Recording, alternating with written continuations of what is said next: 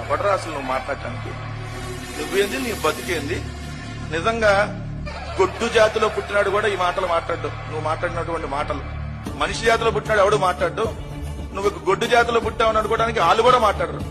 నువ్వంటా భార్యల గురించి మాట్లాడేది. నీ బతుకు ఎవడకు తెలియదు.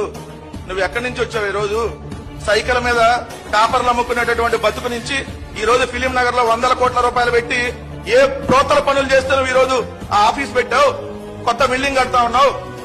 నీ భార్య బతుకుండగానే మహిళా డాక్టర్ తో అక్రమ సంబంధం పెట్టుకుని పెళ్లి గాని పెళ్లి, నువ్వు మరి పెళ్లి చేసుకున్నావో పెళ్లి గాని పెళ్లితో ఉంటున్నావో దానికి సంబంధించి మీ ఇంట్లో గొడవలు జరిగినటువంటి అంశం. నీ దగ్గర పనిచేసేటటువంటి ఒక మహిళా పిఏతో నువ్వు జరిపినటువంటి అక్రమ సంబంధం, దాని మీద DNA టెస్ట్ చేయించాలని చెప్పి అప్పుడు రాజకీయంగా కొంతమంది మాట్లాడి అవన్నీ మేము కూడా రోజు ప్రసారం చేస్తే నీ తలకాయ తీసుకెళ్లి ఆడబెట్టుకుంటావు. నీ బతుకు ఎవడగా తెలియదు.